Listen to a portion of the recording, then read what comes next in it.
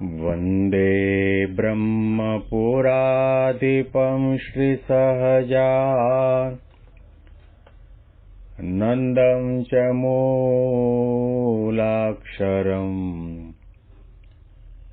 श्रेयस्कारणसद्गुणैकनिलयम्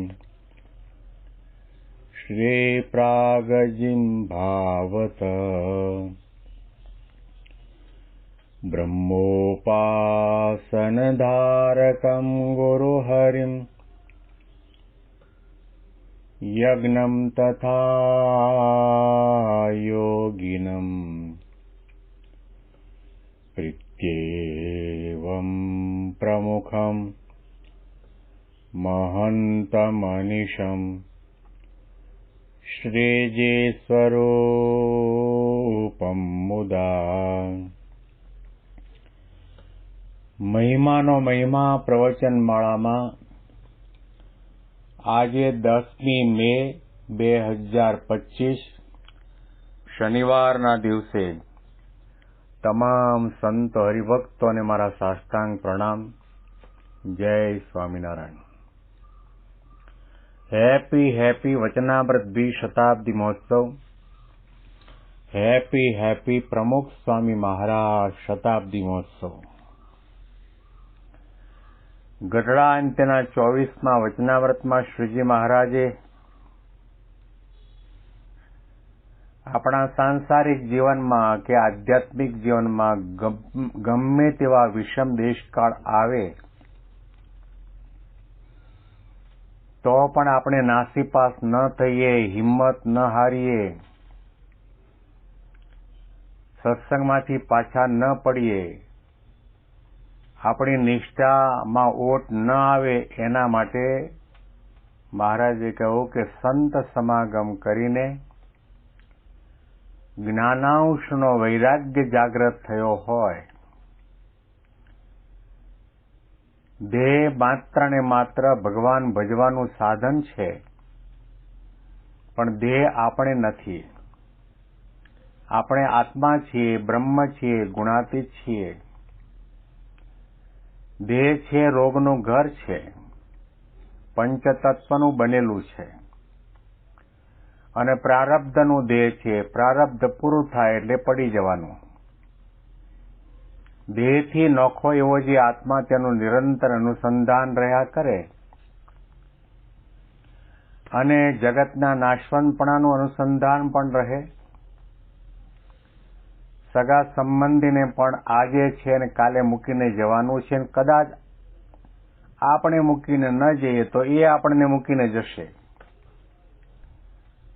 અને ભગવાનના મહિમાનો વિચાર આપણને આવે અને ભગવાનના સુખનો વિચાર આવે. ભગવાનને કરતા હરતા સદા સાકાર સર્વોપરી પ્રગટ સમજીએ અને ભગવાનના ધામના સુખ આગળ અનંત કોટી બ્રહ્માંડના વિષય સુખને ભેગા કરીને વારીને નાખી દઈએ તો પણ એના નિમિષ માત્રના દર્શનનું જે સુખ છે એની તુલનામાં ના આવે. આવી પ્રકારે જ્યારે જ્ઞાનાંશનો વૈરાગ્ય જાગૃત થાય અને સમજણ આપણને દ્રઢ થાય, પછી ગમે તેવા વાવાઝોડા આવે, ગમે તેવી બોમ્બ વર્ષા થાય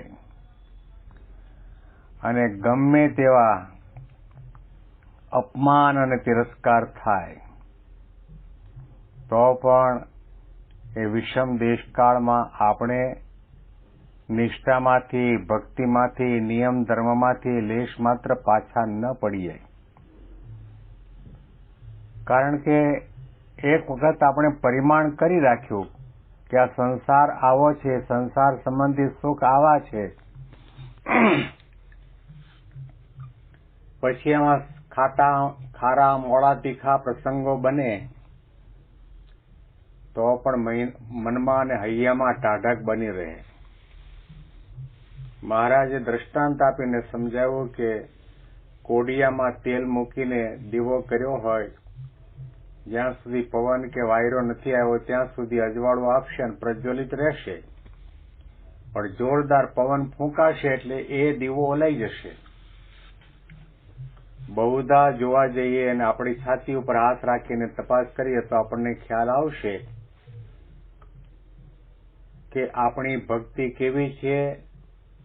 માટીના કોડિયાની અંદર 2 ચમચી તેલ નાખીને દીવો પ્રગટાવ્યા જેવું છે.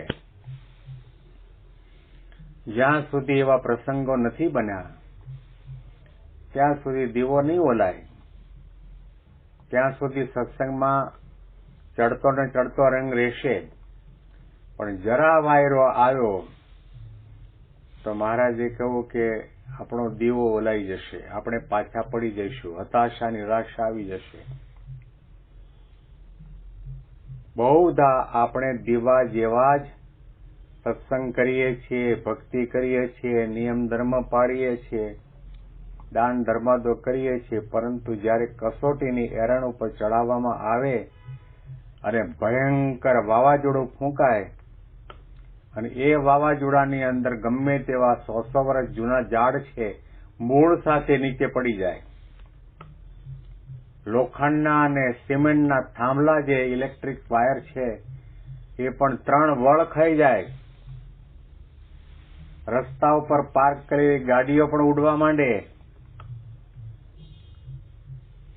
એવું પ્રકારનું વાવાઝોડું આપણા જીવનની અંદર આવે તો મહારાજે કહ્યું કે તમારે વીજળીના અગ્નિ જેવા થવાનું છે, વડવાના અગ્નિ જેવા થવાનું છે. જ્ઞાનાંશનો વૈરાગ્ય સિદ્ધ કર્યો હશે તો પછી કોઈ દિવસ પાછી પાની કરવાનો વિચાર નહીં આવે.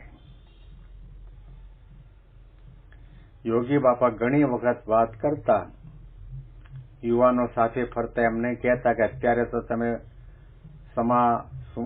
સારી રીતે નિયમ ધર્મ પાળો છો, પૂજા પાઠ કરો છો, વ્રત કરો છો, ઉપવાસ કરો છો, પણ અહીંથી ગયા પછી પણ તમારે એવો ને એવું કડક નિયમ પાલન થાય તો આપણે શું છે કે આપણે અગ્નિ જેવા થવું, પરંતુ ઢેફા જેવા ન થવું.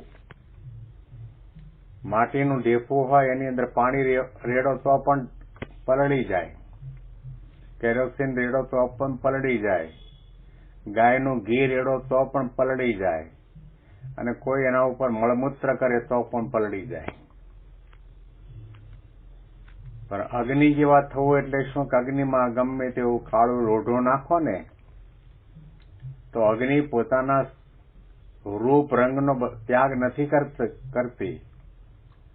અગ્નિ પોતાના રૂપ રંગ અને પોતાના જે ગુણ છે લોઢાને આપી દે. લોઢું કાળું હોય, કટાયેલું હોય, વાંકું ચૂકું હોય, અને જો અગ્નિનો સ્પર્શ થાય અને અગ્નિમાં નાખવામાં આવે તો લોઢાના કાળા રંગ ક્યાં દ્રશ્ય થઈ જાય, લાલ ગુમ બની જાય. લોઢું ઠંડુ હોય પણ અગ્નિમાં નાખો એટલે ભયંકર ગરમી આપે. આપણે હાથમાં લીધું હોય તો એ આપણને હાથ બાદ લજાવી દે, કાળામાંથી લાલ લાલ ગુમ થઈ જાય અને એનો શીતોષ્ણપણાનો ગુણ છે એકદમ ગરમ થઈ જાય. યોગી બાપા કહેતા કે આપણે મહારાજના સત્સંગી થયા ક્યારે કહેવાય, ગુરુ કર્યા ક્યારે કહેવાય કે આપણા યોગમાં જે કોઈ આવે એને આપણો રંગ લગાડી દઈએ. તુજ સંગે કોઈ વૈષ્ણવ થાય તો તું વૈષ્ણવ સાચો, તારા સંગનો રંગ ન લાગે ત્યાં લગી તું કાચો. એના સંગની અંદર આવ્યા પછી આપણે તિલક ચાંદલો ભૂસી નાખીને કંઠીમાળા તોડી લઈએ, ડુંગળી લસણ ખાવા માંડીએ, નાટક સિનેમા ભાન ભવાઈ જવા માટે નીકળી પડીએ તો સમજવું કે આપણે ઢેફા જેવા છીએ. જ્ઞાનાંશનો વૈરાગ્ય મને કોણ મળ્યું છે, જેના નામની હું માળા પૂજા ભજન ભક્તિ કરું છું, સહજાનંદ સ્વામી મહારાજ સર્વોપરી ભગવાન છે અને એમના અખંડ ધારક એવા યોગી બાપા પ્રમુખ સ્વામી અને મહંત સ્વામી મારા ગુરુ છે. હરતું ફરતું ભગવાનનું સ્વરૂપ મને પ્રગટ અને પ્રત્યક્ષ મળ્યું છે. અને આવી પ્રકારની મોટી પદવીને મૂકીને ગટરના કીડાની જેમ હું ગટરમાં જાઉં તો સ્વામિનારાયણની લાજ, સ્વામિનારાયણની જે જોગ છે તે લાજે. જ્ઞાનાંશનો વૈરાગ્ય સિદ્ધ કરવાની જરૂર છે, વિચારને પામવાની જરૂર છે, અંતરદ્રષ્ટિ કરવાની જરૂર છે, મહિમાનો વિચાર કરવાની જરૂર છે, જાણપણું રાખવાની જરૂર છે કે હું સત્સંગી છું, સાધુ છું, મારાથી આ બોલાય કે ન બોલાય, ખવાય કે ન ખવાય, જોવાય કે ન જોવાય, સંભળાય કે ન સંભળાય, આ માર્ગે ચલાય કે ન ચલાય, એનો અખંડ વિચાર કરવાની જરૂર છે. ગુણાતીતાનંદ સ્વામીએ પોતાની એક જ વાતમાં આપણને સમજાવ્યું કે દરેક ક્રિયામાં, સર્વ ક્રિયામાં પાછું વાળીને જોવું કે હું શું કરવા માટે આવ્યો છું અને શું કરી રહ્યો છું.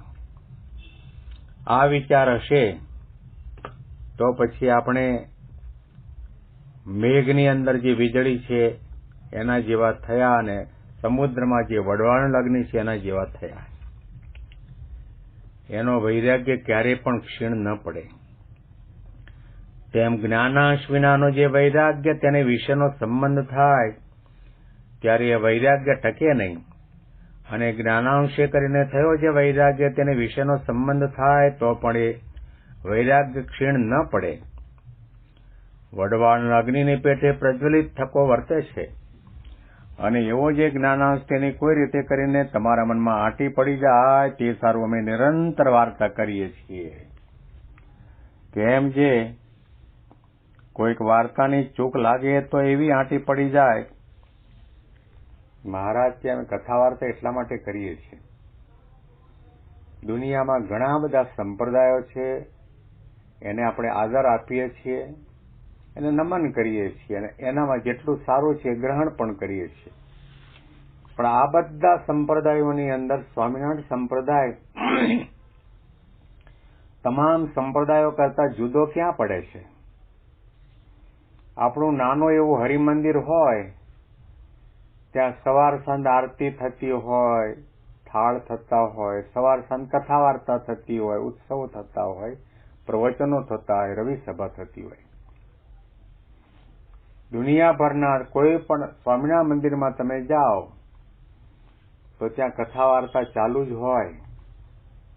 કોઈ પણ આવે એને કથા સંભળાવવામાં આવે, મંદિરનો મહિમા કહેવામાં આવે, તીર્થભૂમિનો મહિમા કહેવામાં આવે, મહારાજ સ્વામીનો અને ગુણાતીત ગુરુ પરંપરાનો મહિમા કહેવામાં આવે. ગુણાતીતાનંદ સ્વામી તો જૂનાગઢ મંદિરમાં 40 વર્ષ 4 મહિના અને 4 દિવસ રોકાણા, અખંડ કથા વાર્તા કરે જ રાખી છે. 8 પુરાણી બદલાઈ જાય, પણ સ્વામી તો વાતો કરવાવાળા એકલા સ્વામી કે અમે તો બ્રહ્માંડ ભરાય એટલી બધી વાતો કરી છે. ગુણાતીતાનંદ સ્વામી મહારાજને 4 પ્રશ્ન કર્યા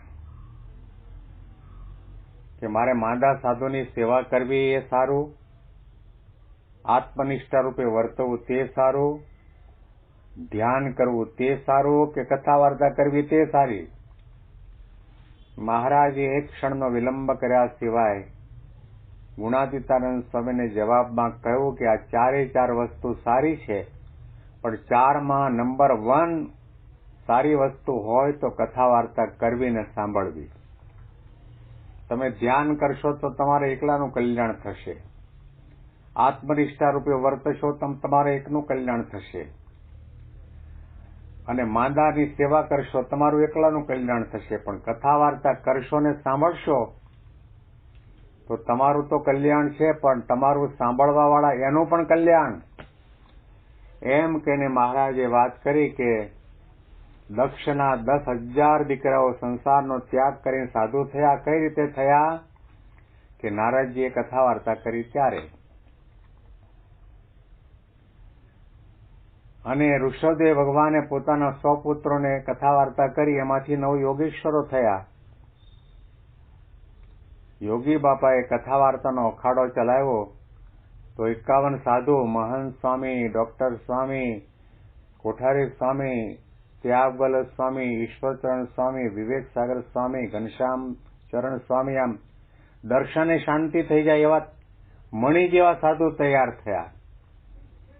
અને આ કથા વાર્તાના કારણે, રવિ સભાના કારણે આજે નાના નાના બાળકો પણ કેટલા સુંદર પ્રવચનો કરે, આત્મા પરમાત્માની વાતો કરે, જગતના નાશવંતપણાની વાતો કરે, અને ભગવાન સ્વામિનારાયણનો સર્વોપરી મહિમા આપણને સમજાવે, આ બધો કથા વાર્તાનો પ્રભાવ અને પ્રતાપ છે.